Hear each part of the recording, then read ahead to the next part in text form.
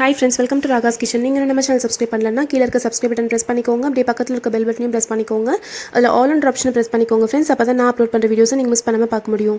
friends, இன்னைக்கு வீடியோல மீதமான சாதத்துல ரொம்ப சுவையான இந்த ஈவினிங் ஸ்நாக்ஸ் எப்படி பண்றதா friends பார்க்க போறோம். ஒரு 5 நிமிஷத்துல நம்ம இத ரெடி பண்ணிரலாங்க. நான் இன்றைக்கி கிட்டத்தட்ட ஒரு 1.5 கப் அளவுக்கு சாதம் வந்து மீதி இருக்குங்க. அந்த சாதம் எடுத்து நல்லா பிசைஞ்சிக்கிறேன். நீங்கள் வந்து சப்போஸ் பழைய சாதமாக இருக்குன்னா கூட தண்ணி நல்லா வடிச்சிட்டு அதுக்கப்புறம் எடுத்து இந்த மாதிரி நல்லா பிசைஞ்சிக்கோங்க. கையிலே பிசைஞ்சாலே போதுங்க. இது கூட 2 டேபிள் ஸ்பூன் அளவுக்கு கடலை மாவு சேர்த்திக்கலாம். 2 டேபிள் ஸ்பூன் அளவுக்கு அரிசி மாவு சேர்த்திக்கலாங்க.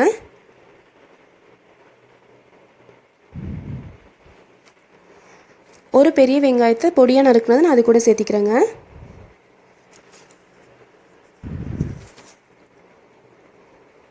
ஒரு 3லிருந்து 4 பச்சை மிளகாய் நல்லா பொடியாக நறுக்குனது இது கூட சேர்த்திக்கலாங்க.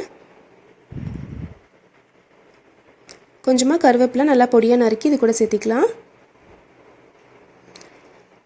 ஒரு 1/4 டீஸ்பூன் அளவுக்கு மஞ்சள் தூள் சேர்த்திக்கலாங்க. இது கூட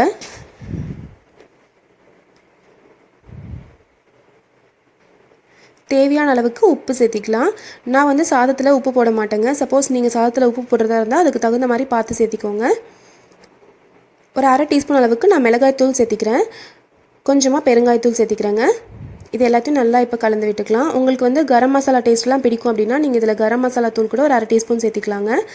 அதே மாதிரி கேரட் துருவல் இதெல்லாம் நீங்கள் சேர்த்து செஞ்சிங்கன்னா ரொம்ப ஹெல்த்தியாகவும் இருக்கும். இதில் நம்ம எந்தமே தண்ணி எதுவும் சேர்க்காமல் தண்ணி ஈவன் தெளிக்காமல் நம்ம வந்து நல்லா பிசைஞ்சிக்கலாம். அந்த சாதத்தில் இருக்க ஈரத்தன்மையே போதுங்க. பாருங்கள், இப்போ நம்ம நல்லா பிசைஞ்சாச்சு. இந்த மாதிரி நல்லா கெட்டியாக பிசைஞ்சு எடுத்துக்கோங்க. இப்போ நம்ம இது பிசைஞ்சு வச்சுருக்கோம். இதில் கொஞ்சமாக எடுத்து நம்ம உருண்டைகளாக பிடிச்சு வச்சுக்கலாம். பாருங்கள், இந்த மாதிரி பால்ஸ் ரெடி பண்ணி வச்சுக்கோங்க. இது ஈஸியாக பிடிக்க வருங்க. கொஞ்சம் கெட்டியாக தான் இருக்கு இல்லையா, அதனால ஈஸியாக பிடிக்க வரும். கையில் எதுவும் எண்ணெய் தடவணும்னு கூட தேவை கிடையாதுங்க. இந்த மாதிரி எல்லா மாவுமே நம்ம இப்போ பால்ஸை செஞ்சு வச்சுக்கலாம். பாருங்கள், இப்போ எல்லாமே ரெடி பண்ணியாச்சு. இப்போ இது பொரிக்கிறதுக்கு ஆயில் ரெடி பண்ணிக்கலாங்க. ஒரு கடாயில் பொரிக்க தேவையான அளவுக்கு எண்ணெய் ஊற்றி நல்லா சூடு பண்ணிக்கோங்க. இப்போ எண்ணெய் நல்லா காஞ்சிருச்சுங்க. இப்போ தீ வந்து கொஞ்சம் கம்மி பண்ணிக்கலாம். மீடியம் ஃப்ளேமில் வச்சு நம்ம இப்போ ரெடி பண்ணி வச்சுருக்க பால்ஸ் எல்லாம் ஒன்றா சேர்த்திக்கலாம்.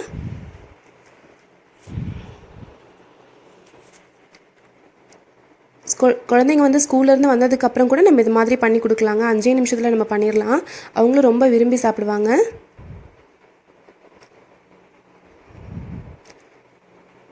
கொஞ்சம் ஒரு 2 நிமிஷம் அதுக்கு அப்புறமா நீங்கள் வந்து லைட்டாக அப்படி திருப்பி விடுங்க.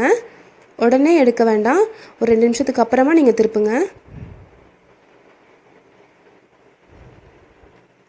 நல்லா கோல்டன் ப்ரௌன் கலர் வர வரைக்கும் வெயிட் பண்ணி எல்லா பக்கமே நல்லா பொரிஞ்சதுக்கும் நம்ம எடுத்துடலாங்க. பாருங்கள், நல்ல கலர் வந்துருச்சு.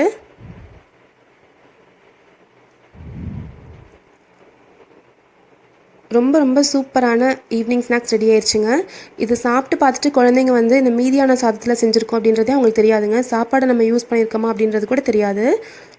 நல்லா கோல்டன் ப்ரௌன் கலரில் பாருங்கள். இந்த மாதிரி கெச்சப்போட நீங்கள் வச்சு கொடுத்தீங்க அப்படின்னா ரொம்ப விரும்பி சாப்பிடுவாங்க.